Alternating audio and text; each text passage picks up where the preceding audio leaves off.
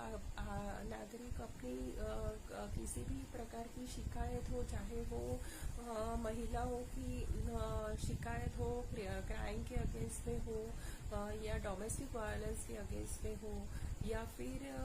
लोगों की business sector की हो, रिकवरी की हो, या मतलब लेबर के रिलेटेड हो, कोई भी शिकायत हो, हमारे देश के नागरिक जब भी कोर्ट में जाते हैं तब आप सब जानते हैं कि उनको एक एडवोकेट हायर करना पड़ता है। और ऑलमोस्ट ये देखा जाता है कि एक आप अच्छा एडवोकेट जब भी आप हायर करने जाते हो तब एडवोकेट लोग आपसे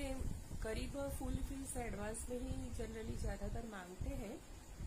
और हमें वो अपना केस अगर लड़ना है अच्छी तरह से, मतलब हमें न्याय पाना है, तो हम लोग भी दे देते हैं। लेकिन उसके बाद एक सिलसिला ये शुरू हो जाता है, जब आपका केस चालू हो जाता है तब ये सिलसिला शुरू हो जाता है कि कभी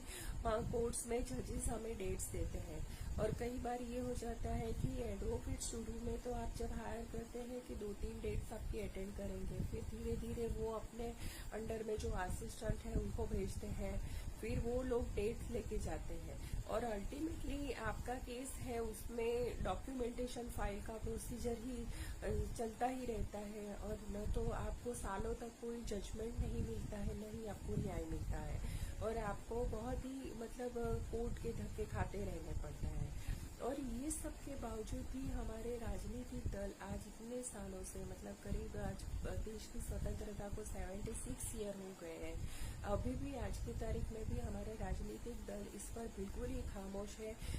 थोड़ी बहुत कुछ कभी कभी कोई चर्चाएं भी होती है संसद में, लेकिन इस पर अभी भी ठोस कार्यवाही नहीं होती है या स्ट्रांग एक्शन नहीं होता है दोस्तों। मैंने तो यहाँ तक देखा है कि खास करके महिलाओं की स्थिति तो देश के अंदर कानून, जो कानून व्यवस्था है इसके अंदर इतनी खराब है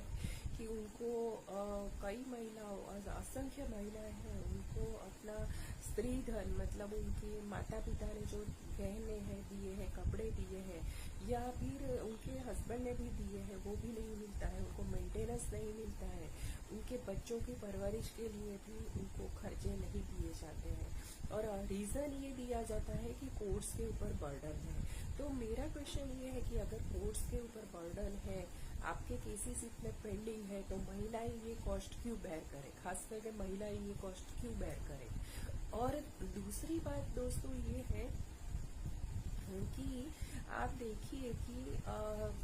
जब भी कोर्ट्स के अंदर आपका केस जब फाइल होता है, तो जब आप एडवोकेट को एक हायर करते हैं तो डॉक्यूमेंट्स भी जनरली मेरे विचार से सरकार को ये भी बात ध्यान में रखने की ज़रूरत है कि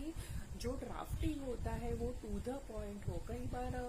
केस के अंदर दोनों तरफ के एडवोकेट इतने सारे डॉक्यूमेंट्स बना के कोर्ट के अंदर फाइल करते हैं, और पार्टियों को ये जताया जाता है कि उन्होंने बहुत बड़ा काम कर दिया है, और अल्टीमेटली जजों के लिए भी ये मुश्किल हो जाता है कि वो कौन से डॉक्यूमेंट रिफर करें। तो इसके लिए एक प्रॉपर से गाइडलाइन हमारे देश में बनानी जरूरी है कि जो भी मैटर है वो पर्टिकुलर टू द पॉइंट हो।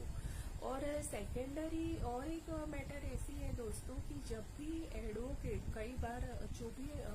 क्लाइंट्स हैं वो एडवोकेट हायर करते हैं, तो उनको एक प्रॉपर एडवोकेट का पूरा बैकग्राउंड क्लाइंट को मिले, उन्होंने कितने केसेस सक्सेसफुली हैंडल किए हैं या कितने केसेस उनके हाथ में है अभी, वो कितने साल से उनकी प्रैक्टिस है, उनकी क्या क्या डिग्री है, ये सब उनको शुरू में ही लिखित रूप से अपने क्लाइंट को देनी चाहिए। और एक बात ऐसी है दोस्तों कि हमारे देश में एक प्रावधान ऐसा है कि अगर आपको आपका कोई भी एडवोकेट अगर आपके साथ बदतमीजी करता है, आपके केस को प्रॉपरली हैंडल नहीं करता है, तो उसके लिए ये प्रावधान है कि आपको जो स्टेट में आप केस लड़ रहे हैं उसके बार काउंसिल में आप उस एडवोकेट के खिलाफ केस दर्ज करना पड़ता है। मतलब आप और किसी कोर्ट में एडवोकेट के खिलाफ केस दर्ज नहीं कर सकते हैं। और लेकिन इसमें क्या हो जाता है दोस्तों कि बार काउंसिल के अंदर जो भी सुनवाई होती है वो उसमें सभी वहाँ पर आम आदमी का रिप्रेजेंटेशन नहीं होता है, न ही जजों का रिप्रेजेंटेशन होता है। और सभी जो कार्यवाही है वो आम तौर पे एडवोकेट्स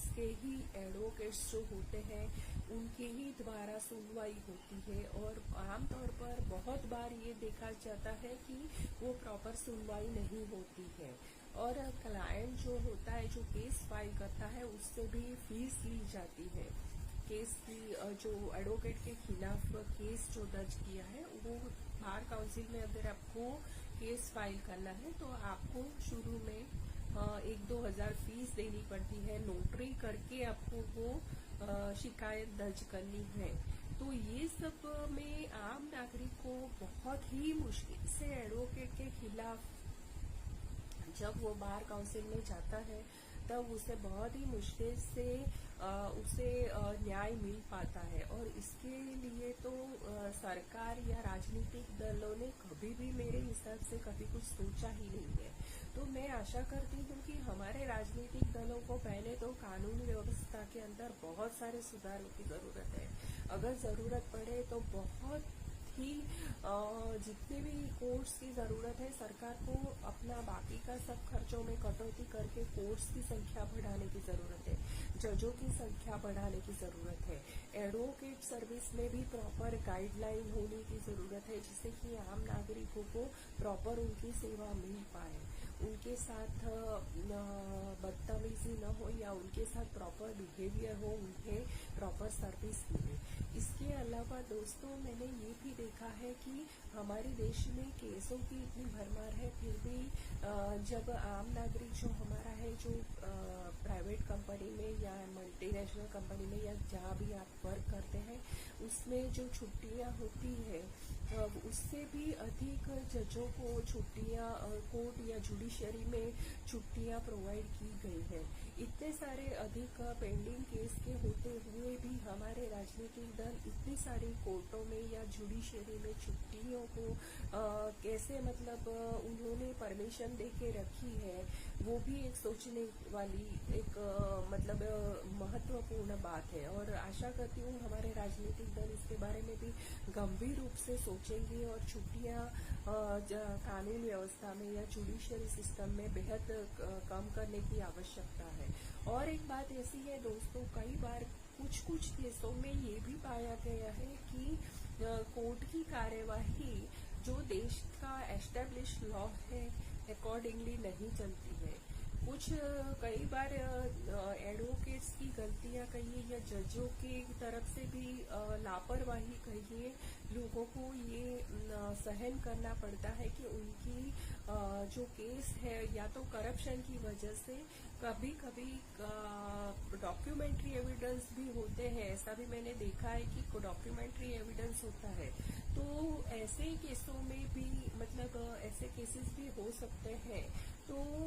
हमारे देश में जरूरी है कि हर एक कोर्ट में एक लोकपाल की आवश्यकता है या लोगों का रिप्रेजेंटेशन होना चाहिए, कि जिससे कि लोग अपनी शिकायत या मानव अधिकार आयोग का एक ऑफिस जैसा होना चाहिए कि जहां लोग अपने लिखित में डॉक्यूमेंट्री एविडेंस के साथ